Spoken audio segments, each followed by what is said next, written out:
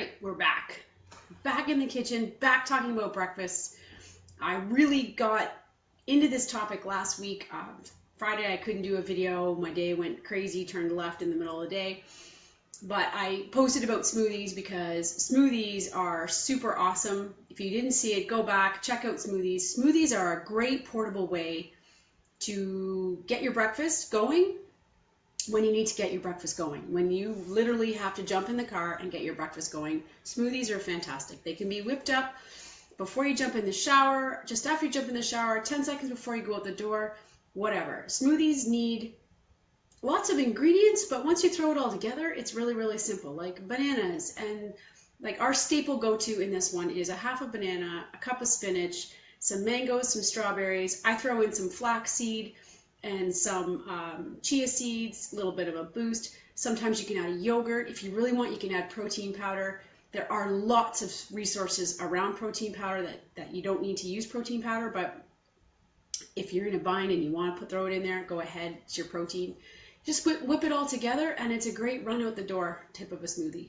And the banana, anytime you add banana to a spinach smoothie, like they mask each other, so they don't even sit. In fact, most fruit masks the spinach. You don't really even taste it.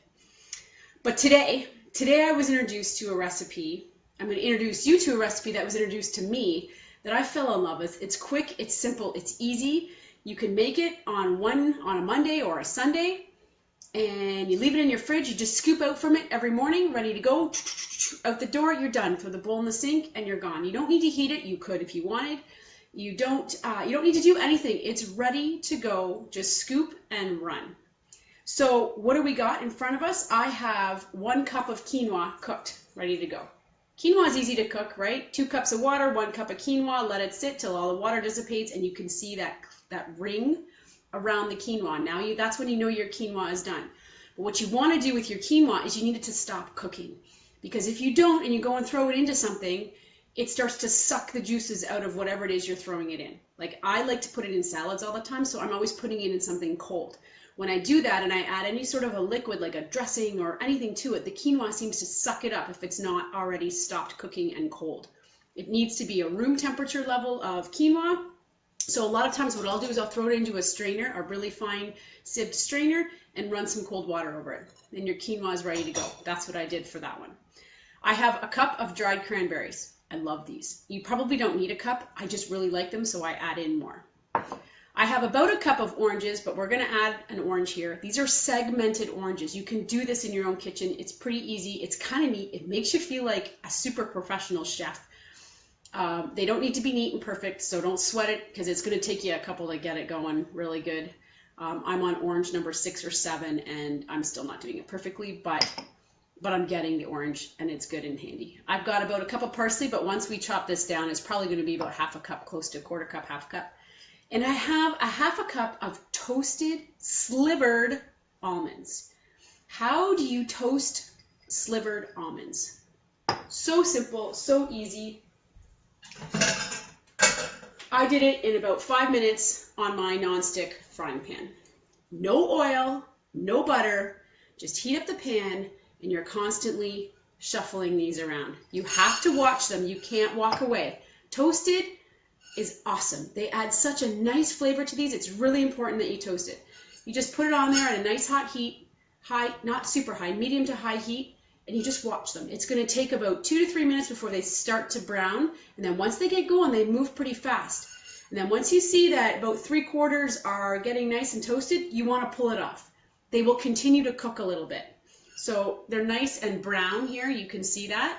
And you're just flipping them on the pan like that over the stovetop. Super simple, super easy, no added oils needed, butters, whatever. I was always taught, we always toasted pine nuts for our rice. And then you pour it into a bowl much neater than the way I've done it here. But anyway, we always toasted pine nuts for our rice, and we always toasted them in butter because that's what we thought we had to do. And then when I came across this and learned that I don't need to use butter, I was like, oh my gosh, what a way to take out a chunk of oils from my meal. And the toasting of the pine nuts or the almonds adds such an amazing flavor. You don't miss the butter at all. It's fantastic. So what are we going to do with these ingredients? We're just going to throw them together. So simple, so easy. 1 cup of cranberries. Done.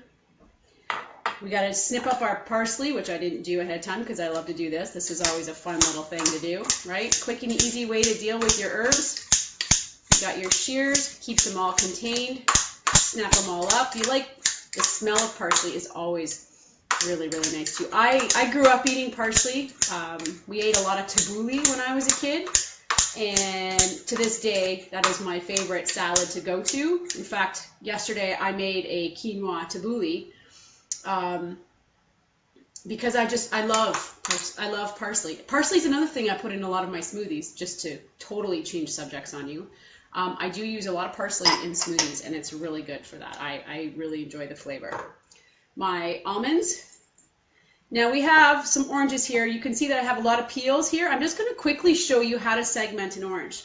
So you take your orange, your fresh orange, and you're going to slice the top and the bottom off the orange so it's going to sit.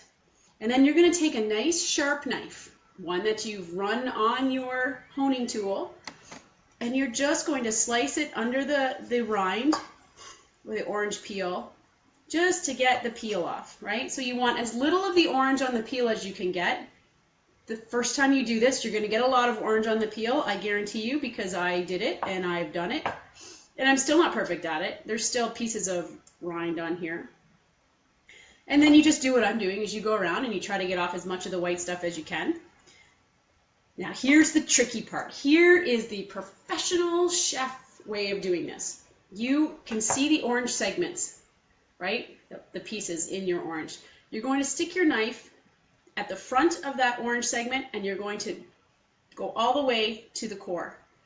And then you're going to go to the back of that orange segment, and you're going to go all the way to the core. And then all you're going to do is you're going to lift out that piece of orange into your cup. And then what's left are the little pieces of the, oh, my professional terminology isn't going to come out here, but the pieces of orange that you don't want to eat. The non-segmented pieces of orange that you want to leave on to in your orange.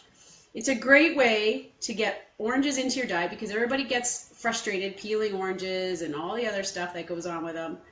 A lot of times we'll just put orange juice in our diet, but there's so much additives in that as well that you don't always want that.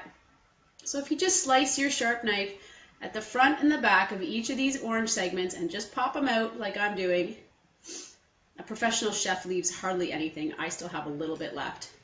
I'm working at it. I'm the semi-professional chef. How about that? The family busy mom professional chef. I've coined that myself, by the way. There are no official letters behind my name. So all we're going to do is we're going to segment these oranges. Oh, there's one. I knew one was going to kind of not cooperate with me. And then we're going to slice them up a little bit. I'm just going to do it now to show you. Now, sometimes you'll get some with the little pieces of it there, and then I just pick it up and peel it off and add it to my pile. So then once you have all your oranges, I just put them back down on the cutting board, all of them, not just part of them, and we're going to slice them up. Just small little bite-sized pieces. You don't need to like chop them into nothing.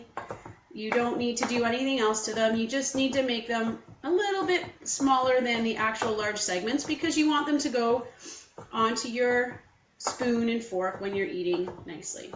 So we're going to take those, we're going to add those in. This is also going to add some juice to our thing as well, our breakfast, and it's really, really yummy. So now we've got it all in our nice bowl here. I'm going to do this. Look at that. I opened up my counter here. And all we're going to do is we're going to stir this up, just like this. You can add salt and pepper if you'd like to this. I don't feel it needs it.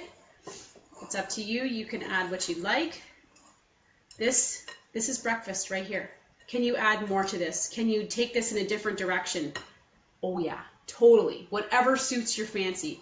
I recommend you try it like this because I was a little unsure about the cranberries, the oranges, because I'm not a big orange person. So I thought, I don't know if I want to put oranges in here. I love them in here. It just adds a really nice citrus juice to it. Nice texture when you're eating it in the morning. It's a good thing to grab. It doesn't have a It's good. It's really good. You're going to enjoy it. I suggest you try it this way. You can vary this by adding apples and raisins. You could throw some spinach in here. You could take this in 10 different directions, whichever you like the best. This is the way I like it the best. I literally put my wrap over the top of this, and this is the bowl I keep it in. So it's one bowl, one wonder, one breakfast for the whole week. This will feed me all week. Now, if the kids decide to peel from it, which they're starting to get a little more into it, they can grab some and it'll go. But for the most part, this is it. This is your breakfast. Cranberry, quinoa, dried cranberries, quinoa, parsley, oranges, and almonds. It's got everything you need. Starts your day off right. Remember, breakfast is important. It's more important than dinner. Go for the breakfast. Go for the breakfast. Get it in ya, and we'll see you tomorrow. Bye for now.